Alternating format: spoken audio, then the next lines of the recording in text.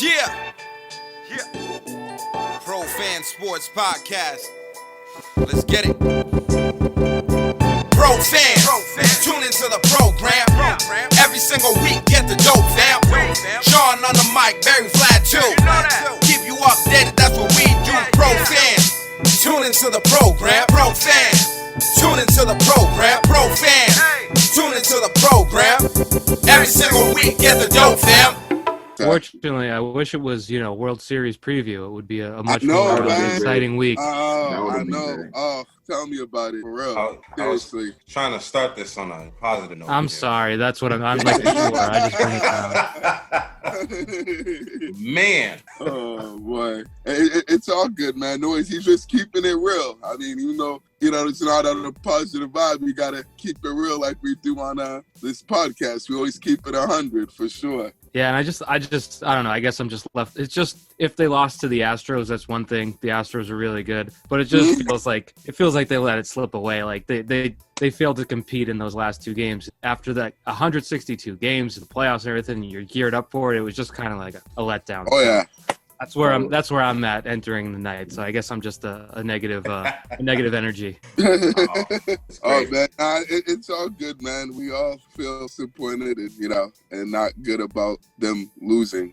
Particularly since I was the one that predicted them to win in 5 games after they were up 2-1 and were dominated 2 out of the 3 games, and exactly it was pretty much kicking Houston's ass. So I thought they were gonna win in 5 games. I texted the guys saying that the Sox were gonna win in 5, and yeah, they ended up losing in 6. Let's keep some of that for the actual pod. So all right, yeah. So let's get started. The rest of the pod, right. Yo, what it do, everybody? It's your boy John Altidore with Pro Fan Sports Podcast. Back at you with another one of my boys, Vlad, Barry, and sports writer, content producer at CBS Boston, Michael Hurley, for episode 83. Michael, how you doing, man? Doing great. How are you doing? Doing well. Thanks for coming on the show. Of course, yeah, happy to. It's not as busy as it has been, but it's still a good time. It's always a good time in Boston. You get 3 out of the 4 going, so it's still busy enough. Right. We were just talking about the Boston Red Sox, right? So we can continue on that right there. So Michael, what happened, man? Well, the larger thing is the bats. The bats went silent. I mean, that we can dig it all up. If you were to pie chart it, I'd say like 80% of it is just on the offense going cold, which is really too bad because you had Framber Valdez and you had Luis Garcia last a combined 3 1/3 innings in games 1 and 2. And then in games 5 and 6, they turned into Cy Young and Roger Clemens, which was definitely surprising, especially the way they pummeled Luis Garcia in game 2. So I was shocked by that. Then there was, things along the way. I didn't like keeping Chris Sale in that extra inning. I think they got a miracle to get 5 innings and 1 run out of him. You got to take that, run with it to the bank, and not push it. They pushed it. It backfired. And then, the game 6, again, the bats weren't there. Kike Hernandez not catching that ball certainly didn't help. But those are the little things that when you don't score get magnified. So it's those pitchers and the Houston staff figuring out a different way to attack the second time through that killed them. How much of it? Oh, sorry. Go ahead, Vlad. How much of it the last couple games? How much of it was Cora versus the Houston Astros just being a better team? Well, I think the Sale decision to me was huge. And again, you could look to it and you could say, well, they didn't score. They had 1 solo home run in game 4. Or was it, game 5?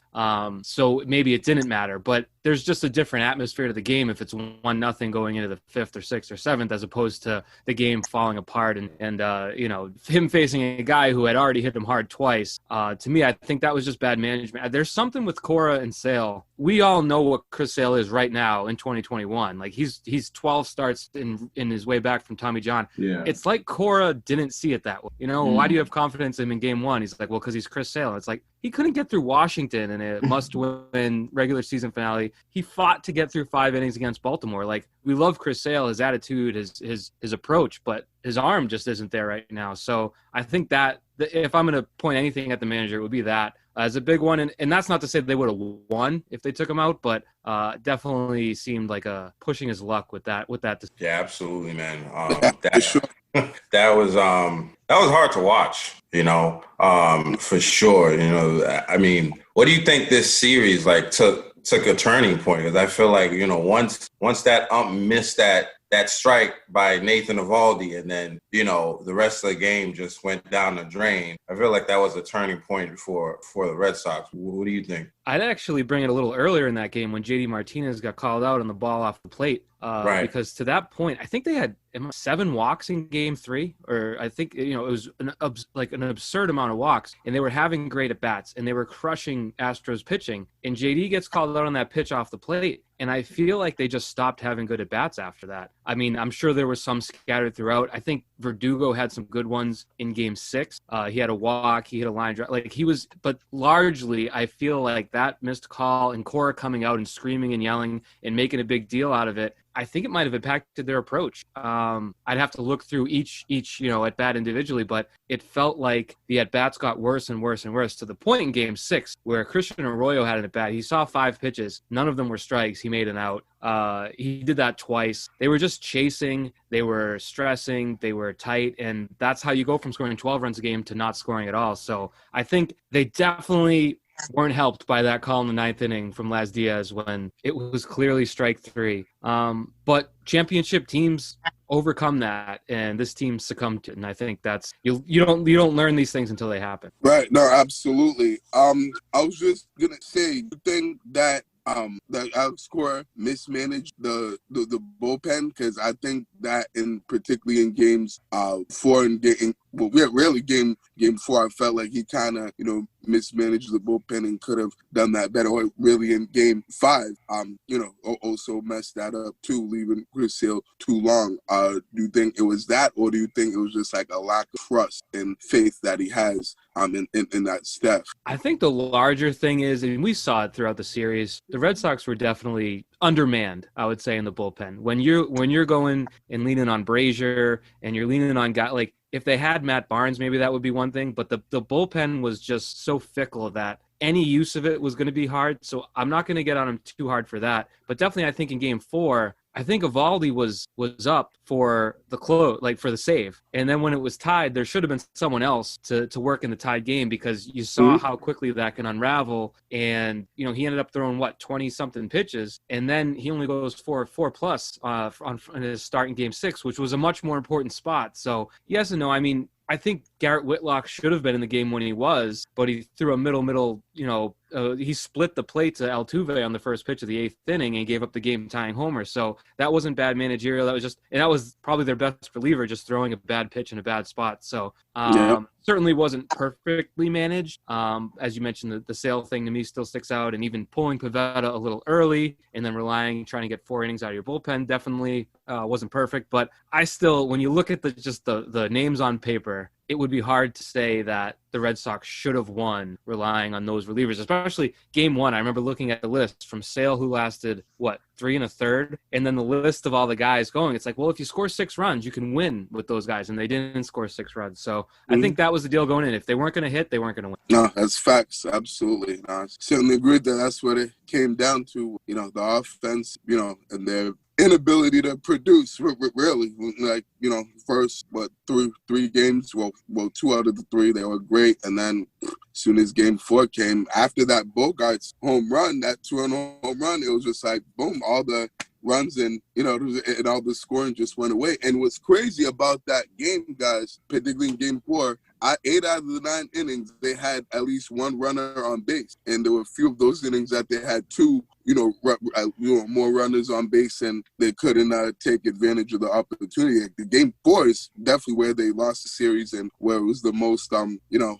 discouraging loss and frustrating loss, because like I said, like I think even before that strike call in the 9th inning, where Nate Eovaldi didn't get the strike on the breaking ball that got the corner, the game was already lost before them by not scoring, runs and not taking advantage and capitalizing on those opportunities that they had. And they also had 7 walks, guys. Like, you got to make the guys pay. Like, when the opposing staff is walking 7 batters and letting constantly base runners inning after inning, like, you got to be able to, come through and deliver with guys in scoring position, and they didn't do that. So that's definitely pretty much, I think, why they lost this series and particularly lost game 4. Yeah, I mean, I think the first 2-3 games, we scored like 3 grand slams, right? The first few games there, and I think we all got a little spoiled, and we thought they were going to do that for the rest of the series, right? But I think the Red Sox backed up into the postseason, right? They backed up into it, and the way they finished the season, I didn't think they would make it to the ALCS, but they did make it there, right? That's where we finished the season. But now in the off season, what do we need to do to make sure we get back to this position next year? I think they need arms. I mean, there was a point in like June where you look at the rotation and you look at the numbers, like this can't last, and it didn't. Your Pivetta ended up being Pivetta, but he got you a lot more than I think you could have expected. Even Garrett Richards, we forget, from like May to maybe the end of June, was like lights out for like 5 or 6 starts. They were kind of playing with fire at that point. I think they need some more established guys, more reliable arms, replacing Martin Perez in the rotation, adding a bullpen arm or two, which they could have done at the deadline, but didn't. Probably makes a world of difference. I don't know what they do at closer. I was watching this team and it's like, they can't win a World Series without a closer, right? So I don't know if that's figuring out Barnes or what, but I think it all starts. I mean, their offense should be fine. I don't know if JD's going to opt out or not, but even with or without, they'll replace him if need be. So to me, it's about adding arms. And I would guess, based on some of the additions they made in that department, notably Garrett Whitlock, like they found him and trusted enough in what they knew about him scouting wise to dedicate our spot on the 40-man for him. I mean, on the 25-man for him, 26. It's like sight unseen. Coming off Tommy John, they took him in the Rule 5 draft knowing he'd have to take up a roster spot, and he ended up being great. So I would say that track record provides some sort of basis that they can go out and find a couple guys that can be impact arms right away. You don't think they should make Garrett Woodlock the closer for next year? I don't. No, I don't. But he was a decent reliever. I don't. Oh, sorry, Garrett. I thought you meant Garrett. I thought you meant Richards, and I was like, no, no, Garrett Richards. Definitely not. No. We don't want him on this roster at all.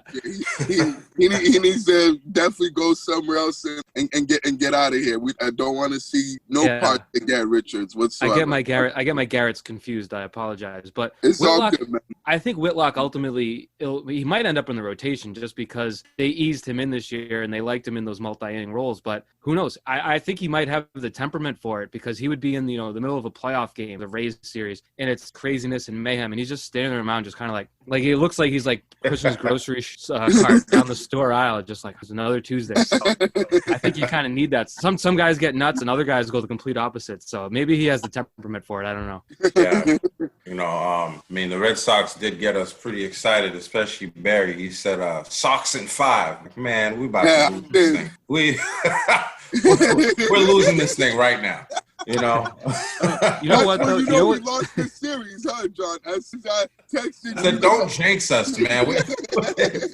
It's over. It is crazy though. Look back, like they lose in 6, and that's like the bottom line. They lose in 6. But if you go back to Game 4, they're up 2-1 going into the top of the 8th, and it's like if they can get through that, and you think about the Astros coming to Fenway on Thursday for Game 5 or Wednesday for Game 5, down 3-1 in the series. None of their starters have lasted more than 3 innings. Their bullpen's toast. The crowd's going to be nuts. Chris Sale on the mound. Like all these things could have been there in place, but they let Game 4 slip away, and the rest happened the way you know that it. Well, there was a lot of excitement in the city. I feel about the Red Sox just being in the playoffs, because I feel as though we don't really have I feel as though the window of championship is closing more and more every year. Like the Patriots are not that good. The Celtics are not. They're okay, but they're not making it into the finals. But the Red Sox got us pretty excited. Do you think they can carry that excitement into next season? Do you think people are going to care as much? Maybe. I don't know. It's a long season. I will say you sound like me, because I've been like banging this. Like we had this run from 01 to 19 where it was like championships. In the past 2 years, I'm like, anybody? Is anyone going to get there? And that's why I think this run was so cool, because I used to host, an internet show, and I did it on Mondays. That's why it took me so long to join your podcast. And I did it in April. It started, and I started by ranking the teams and how far away they are from championships. And I had the Red Sox dead last out of the 4. Like, how could you not after the last season after the off season and everything. Yeah. So I think there is always that element with baseball where if you can play well enough to get in, I mean, you're seeing it with the Braves. You saw it with the Giants a number of times. You've seen it with the Red Sox going last to first. Like, it can happen in that sport. So I'd say it's certainly possible. They have a lot of players that you would like in that situation should they get there. But right now it's hard not to just feel like it was a missed opportunity because it could be 3, 4, 5 years before it comes up. So for sure. Definitely possible, but still kind of stings a little bit from that larger perspective where I'm sure a lot of other cities are feeling terrible for Boston for not winning for a couple of years. Oh yeah, for sure. It's been 2 long years. You know, so we got one team down. We got 3 more teams left: Patriots, Celtics, and the Bruins. Now, well, Revolutions are actually doing. Barry, what's the last thing you're gonna say? No, I just wanted to say that I want to take, ownership and blame for the Red Sox losing this series. It was partially my fault. You did not at fault, Barry. I fucked up, guys. Like, yeah, I let y'all down. My bad on that. I got too too cocky and too arrogant, and was feeling myself too much. Feeling the Red Sox too much after that game 3, winning and that second blowout in a row. So yeah, that one's on me. You weren't the only one. Next time we taking you out of the group chat.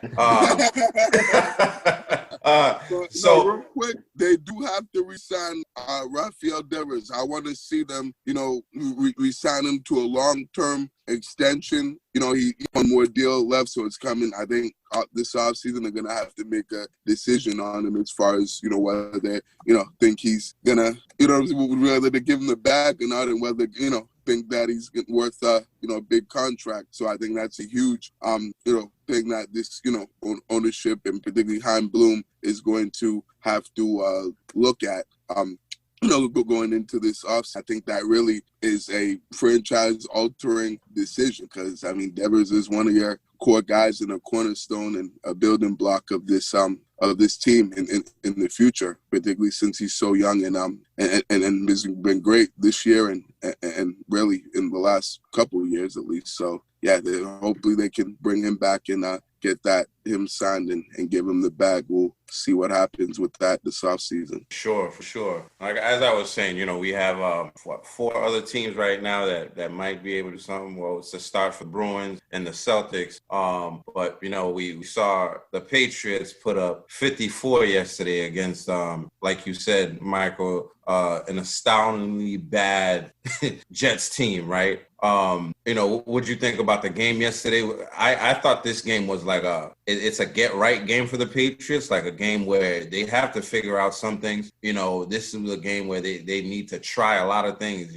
try and get this thing back to where it needs to be, start action games. What do you think about it? Yeah, and I mean, you can dismiss some of it because it's the Jets, because they are that bad. So 54-13, it's like, okay, it's a little bit overboard. But the alternative, if they won 15-13, we'd all be sitting here saying like they have big problems. So I think to be able to go out and just absolutely wreck the team, and I know the quarterback got hurt early in the second quarter, but even with him, they weren't really competing. Their best play was the pass interference into the end zone on the play that he got hurt. So there's a lot to like. I do think they maybe used far too many trick plays for a game against the Jets. 1 p.m. Week 7 game against the Jets. Yes. Absolutely. It was like the Super Bowl out there. But there's a lot to like. I just, from the Jets' perspective, and this was my big thing, they had their bye. They lost in overtime in London to Atlanta by 7 points. It was they competed decent. The week before that, they beat the Titans in overtime. They come into this game with 2 weeks of preparation. The Patriots score in about 10 seconds on the first drive. The Jets go run, pass, punt. Then the Patriots go down and score again. And it's like, this is what you had 2 weeks to prepare for, and you came out and just got run off the field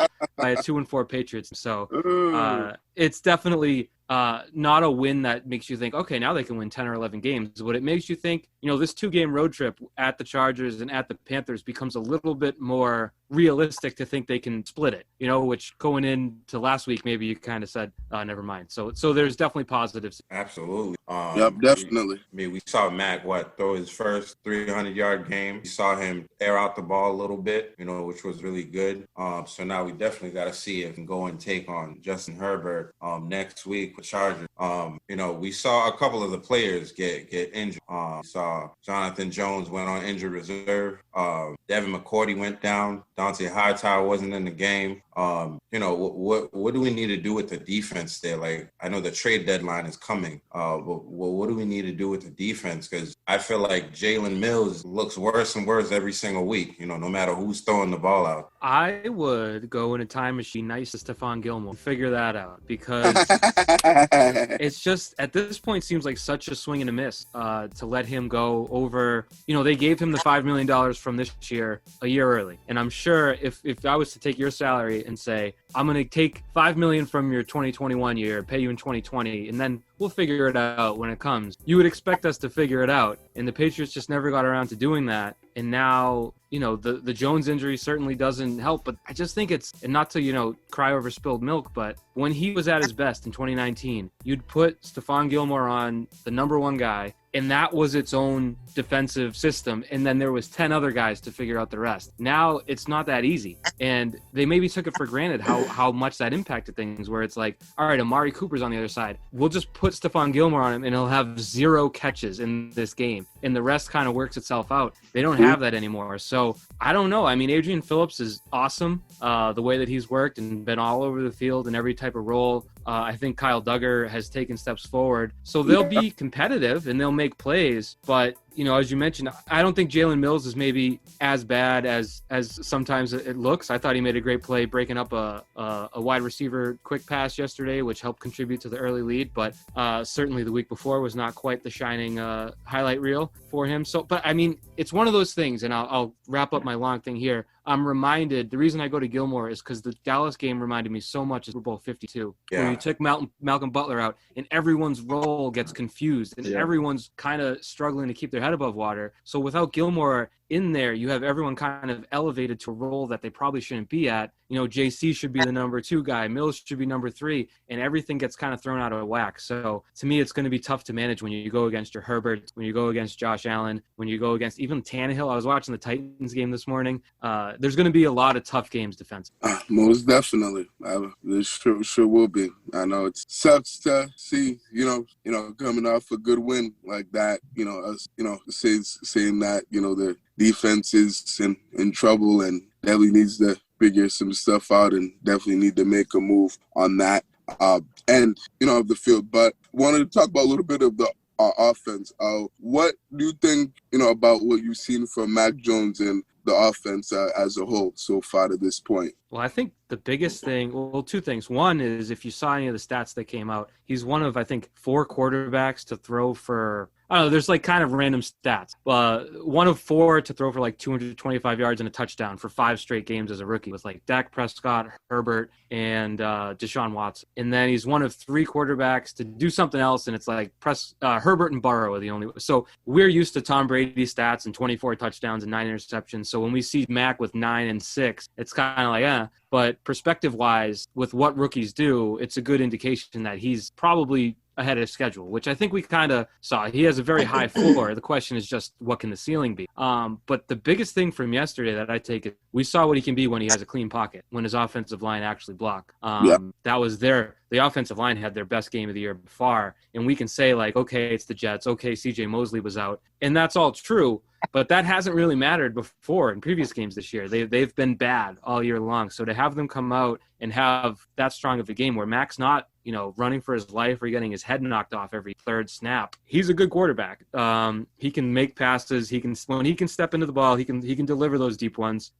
So I think it's positive. Again, I don't think it's not as exciting as, name your quarterback who's going to run for 45 yards, take the next step and throw a bomb down the field. But for what the Patriots can do right now, it's functional and it's for the first time in a while encouraging. Well, sure. I agree with a lot of those things that you guys were saying. It was a get-right game for the Patriots. I did think they used way too many trick plays for the Jets. I was like, what are we doing? We don't need trick plays to beat the Jets. Run your offense. Seriously. Yeah, it was just incredible. I thought the defense sucked, honestly. I mean, I think it was the Jets. It was a backup quarterback So I think they played okay, but I don't think they played that well. I mean, he still threw for 200 yards and a touchdown, and it wasn't that incredible of a performance by the team. So I think as a Patriots fan, I'm just kind of like not sure where the team stand and what they can achieve this year. What do you think? Do you think that's a team that can go to the playoff, or do you think this is a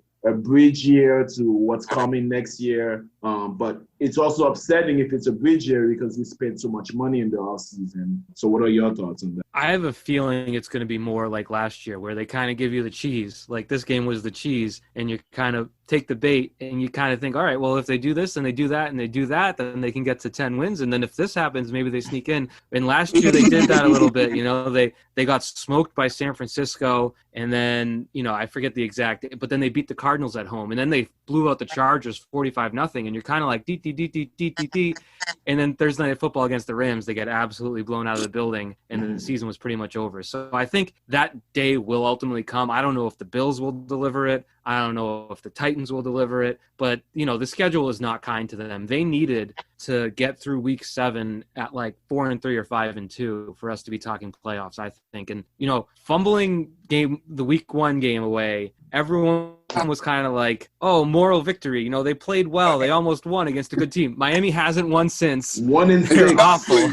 1-6. So that one to me is one we're going to look back on and say, like, if you lose to the Bucs 20-18, all right. I don't think anyone was planning on beating the Buccaneers in week 4. It was a close game. And even Dallas, right. You probably could have pushed it going forward on 4th down and overtime or any number of things, but still you lost to one of the better teams in the league. The Miami loss right now is the one that's just in pink highlighter circled as the one that got it away and changed the whole thing, because it does make that big of a difference. And if you look at the AFC standings from, you know, like the middle class is crowded, and climbing that is going to be really, so I'm not banking on the playoffs. It's obviously possible. I am terrible at predicting anything sports, so I won't say anything definitively, but I was with you. I said Red Sox in 5 after. I won't put it in ink. You're on that train too. Well, once the homer went out in Game 4, I'm like, all right, let's start planning. I don't know, is this Braves? Is it Dodgers? What's it going to be? And that's right.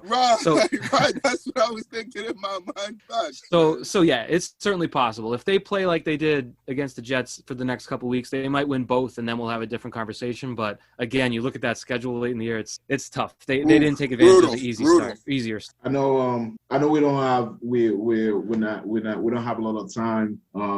I think we want to talk about the Celtics a little bit. So the next game is against the Chargers. The Chargers don't have that great of a defense, but they do have a great sophomore quarterback on their team. What do you think that game is going to look like? I think that Justin Herbert is going to have a good game, and I think Mac Jones probably will have a good game as well. Maybe it's a shootout between those teams. What do you think that game is going to look like?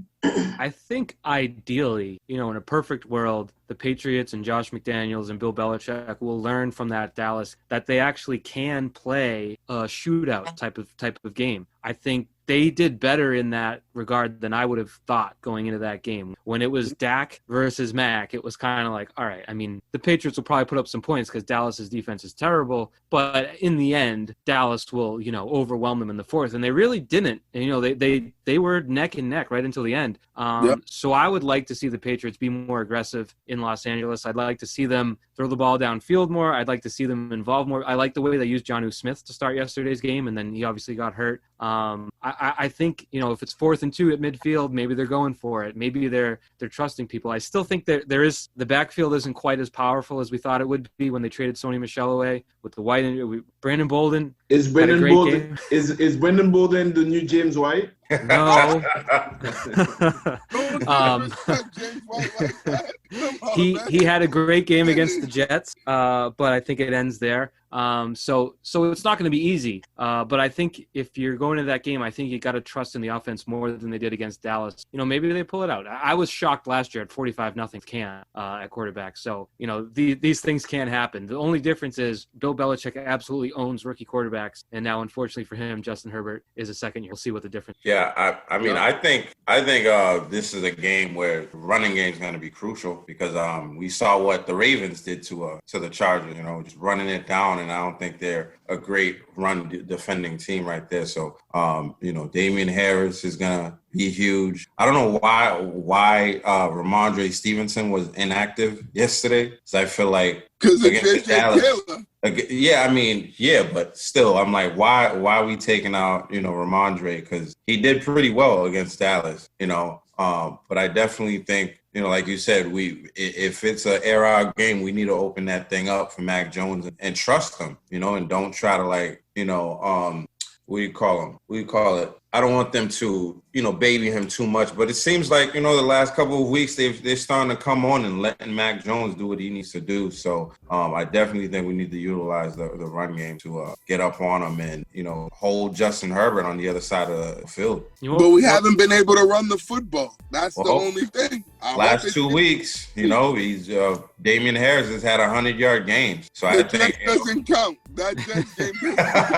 One thing, though, if you want to like something from their strategy, is they stopped with the toss left. They just went right between the tackles, and that is how they're going to work, and that's how they're going to run an effective running game. And the play that I really like, I don't know the player on the Jets, number 44. He's out. He tore his Achilles, maybe on this play, but on Harris's touchdown run, when he takes it between the left guard and left tackle, and it's just like, it was like a high school football drill. There was the linebacker in the hole, there was the running back with the ball, and they came together at the goal line, and Harris just bullied him into the end zone. Like those are the types of runs where you see from that, and you're like, okay, like this can be a power run game, and Ramondre probably will be that type of runner eventually, if not already. So if it's that type of game in LA and it's 17-13, I think the Patriots won't mind that either. I thought they were trying to do that against Dallas. So one way or the other, they have to. I don't know. I prefer to watch the shootout, but that would be a decent game too. Rely on the run game. Absolutely. Barry, do you have I hope it shows up about the Patriots? Just wanted to ask, as far as, what do you think about, the coaches, particularly Bill Belichick and Josh McDaniels? Do you think that they, do you have faith that they can actually win games and, call the right plays and put and trust Mac Jones and put him in the right positions to win?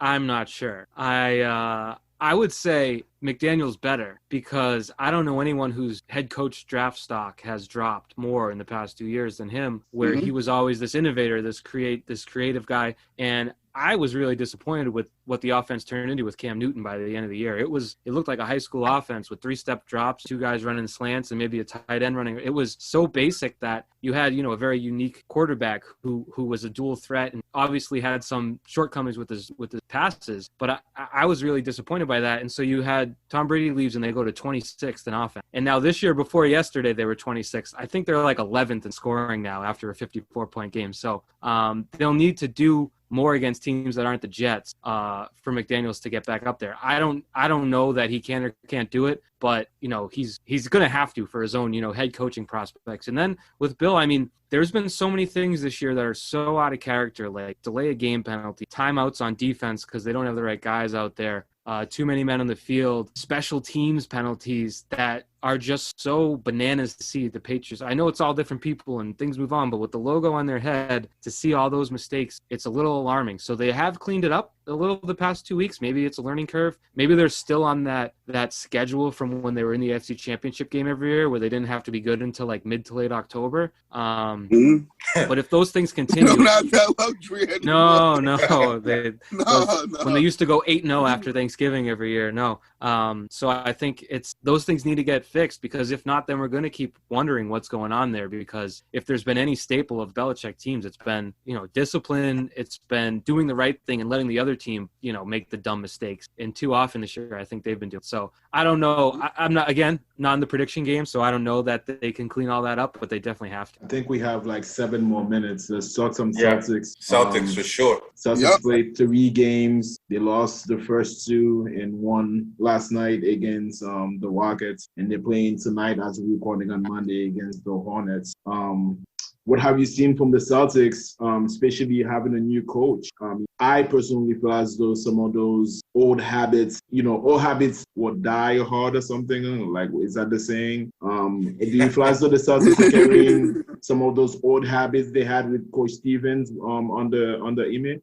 Yeah, I mean the second game, the Raptors game, was that reminded me of last year's team where it's close. Oh, yeah. What was it? Oh, it was like 58-58 or something like that. And Yeah. then it just got away from that game. That game felt like so much like last year. It happened too much. And I guess the difference is when Brad would go to the podium and be like, well, we can't do that. Whereas Ime went to the podium and was like, we got punked. I think there might be those changes, hearing that from the coach, there might be gradual changes in that where they're going to lose games, but to lose in that way might become less of a commonality. I have to admit, I barely watched last night's game because between football and everything, I caught enough of it to see that they were going to win. And I don't know how much of a temperature gauge the Houston Rockets provide these, but I definitely felt in that Raptors game where it was like, oh boy, if they're doing this again, it's going to be a long year. I thought they had some of the same qualities in the first game as well, because I thought at some point in the first game they were up by 10 points or more, and then the team came back, and then they tried to rally at the end of the game, which I feel as though they did under Brad Stevens. Like, once they saw as though they were losing, that's when they started rallying. Even though it was one of the most exciting games I've seen in a long time, it was amazing watching those double overtime. But I just felt as though they weren't in the game at all time. I mean, they chose their spot. They chose when they wanted to be in the game.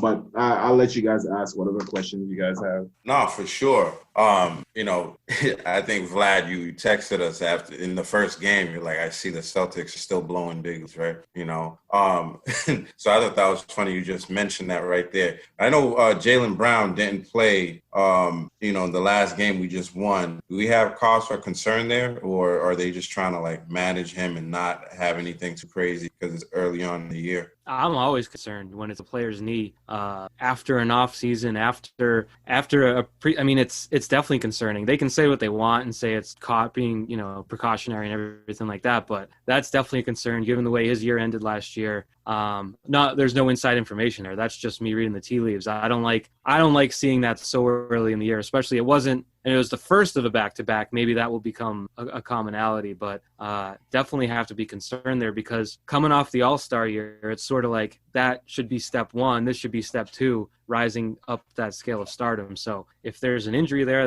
that holds it back, then it's going to hold the whole team back. Absolutely. Just wanted to ask you, what are your expectations for this team? How do you think they'll do this year, the Celtics, and what are your expectations for Tatum and Brown this year? I have a hard time seeing them really get past where they did last year. Like I don't look at their offseason and say, oh my God, they made the moves they needed to elevate in the Eastern Conference. And, they could surprise us. They've done it before. Was it Tatum's rookie year when they went to Game 7 of the conference finals? Like these things can happen. And, the Eastern Conference did open up a little bit, if you want to say that, with Kyrie being Kyrie, with whatever's going on down there in Brooklyn. The super team is less super.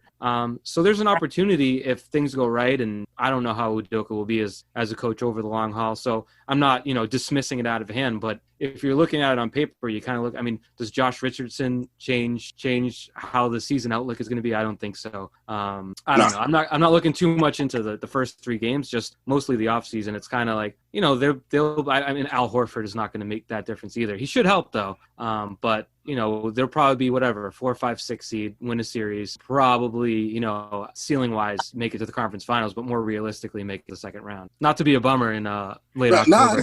Cool. I feel the same way about the Bruins too. It's kind of like, they're probably going to win a round. They're going to go the second round and then they're going to lose to a better team. That's kind of how our winter sports outlook is. Now, on the plus side, I was dead wrong about the Red Sox, so maybe I will continue to be dead wrong about everybody else. I think as a Celtics fan, I obviously want them to do a lot better than what you just said, but I think in reality, that's probably where they're going to be. I'm frustrated with Jason Tatum. I think he put all that muscle in the offseason for nothing, kind of, because he's not driving to the paint enough for me.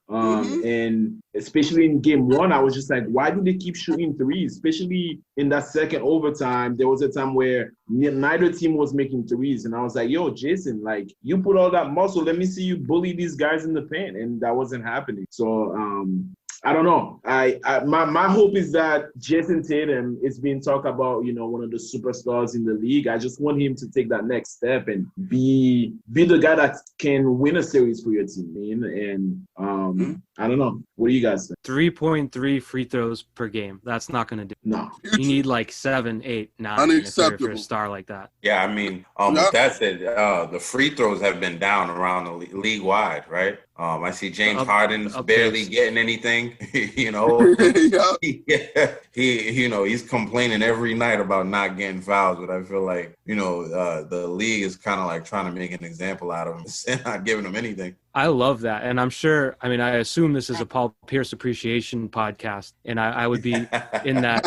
But I feel like he ushered in the up fake, jump into the guy, heave it up, and get the free throws. So as much as that was effective for like 15 plus years, I would love to see that out of the game completely. I know the international rules. The international refs look at guys like, why did you do that? Like, you can't. You saw that in the Olympics. Yeah, exactly. that was a dumb possession on your part. Right. So I would love to see the league embrace that, which it seems like they're trying to do. We'll see if it sticks. I feel like James Harden has more say in that than the refs might ultimately, but man, I hope that goes away forever, because it's not the spirit of the sport in any way. That's not what a foul is. So I would love to see that go. Right, and Trae Young's another victim of that too. That like to do that all the time as well. Yeah, that. Imagine you're like 15 and you're like either playing in high school or like just playing with friends or whatever, and you up fake someone and jump into them, and you're like, it's like you can't, like, what are you doing? You're gonna be like, boy, you jumped into me. Right. What do you want? Right. You're getting in a fight with that right there. Exactly. What are you doing? So I would love to see that go away. Maybe that's just a pet peeve I'm letting off, but it could be relevant to things like that. But to the point is, if you're Jason Tatum and you're like bulked up like Captain America, like you can go to the basket and get fouled and then head to the line still. Right. I saw a clip that went viral in the summer with him practicing with Ime, and Ime's like, all right, let's do bully ball. And he went to the rack and did a finesse play, and Ime's like, that's not bully ball. And then he came back. I'm like, did you forget what Ime was talking about, in the summer? Because he's kind of a finesse player, and he definitely get into the paint, and that will help him get into the free throw line. The season's early. Hopefully he hears, us complaining about it and tries to, change that up a little bit. Jaylen Brown can't do it. Fact, sure can. Absolutely. Sure. Barry, I don't know if you have one last question, because I know Mike got to go. All right, Mike. So, yes, I did have one last question for you. So I wanted to ask you your top 5 Boston sports athletes that you've seen. Wow. It really is. I say all the time how lucky I've been, because I've started my job. I started at Nesson in 2009, and I've been doing it ever since. I started CBS in 2011. So what a ridiculous period to be able to get to these games, see all these moments, go to these Super Bowls. I didn't grow up thinking I would ever go to a Super Bowl, and I've been to 4 of them, which is the stupidest thing of all time. Awesome. It's incredible. So you start with Tom Brady. Obviously, you're still seeing it. It's the hardest part of my job ever has been trying to conceptualize what he's doing and how rare it is and how ridiculous it is. And it's every week now. It's still absurd. I still enjoy watching him. I know that can be a dicey subject in the area, but I still enjoy watching Tom Brady. Hey, we're Tom Brady fans here. At least I am. I still I don't watch besides John. I don't watch Tom exactly. Brady. Yeah, John's not a Tom Brady guy or fan. Whoa. Don't say that. Well, he's a fan, but he just doesn't like watching him much because it still hurts. It hurts me. It hurts right here every time. I'm ready to cry half the time. I understand. I understand all sides and you tweet about Tom Brady. You say one thing and you might as well tweet about politics. So he's gonna be 1. 2 has to be David Ortiz. I was unfortunately not. I was in college and high school. Well, I was in college when they won in 04 and 07, so I missed the first run. But being there at Fenway in 2013, I wasn't at the Grand Slam game because I was at Gillette when Brady hit Kembrell Tompkins, and I was driving home and heard the Grand Slam, but I was at every other playoff game that year. In the World Series, he hit like 550 or something, and the Cardinals just kept pitching to him. And I was just sitting there at Fenway just like, why would you stop pitching to this man? Like, stop doing it.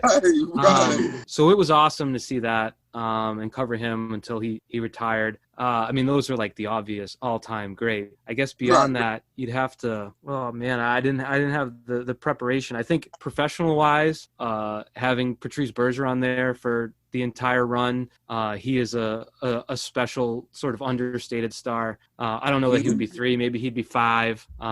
Unfortunately, since I started covering sports, like the Celtics, I was at Game 6 of the Heat series in 2012, the last year of the Big Three, when LeBron went crazy in Game 6. So that was kind of the beginning of the end there. But I mean, I still think, being around for the Pierce and Garnett era was a special time. I think. Oh yeah, absolutely. We all in Boston appreciated Pierce more than anyone else in the country ever could, because he looked, he didn't look like a chiseled athlete. He wasn't Kobe. He wasn't, super flashy, but it's like you look at what he did every night and we appreciated it, but without the championship, no one else ever did. So I think Kevin Garnett coming in and just being the engine, like the crazy, insane guy that demanded Game 7 effort every single night, was a really cool run in Boston. So, those I missed that professionally wise, but still, I was close enough to getting into the business that I'm counting it. So I'll put them in at 3 and 4. Okay, so you had Tom Brady, David Ortiz, Patrice Bergeron, Paul Pierce, and KG. Yeah, I mean, there's so many guys that I'm leaving out. I mean, like Rob Gronkowski was in there. I mean, it's a ridiculous run. I mean, that's so many. Yeah, and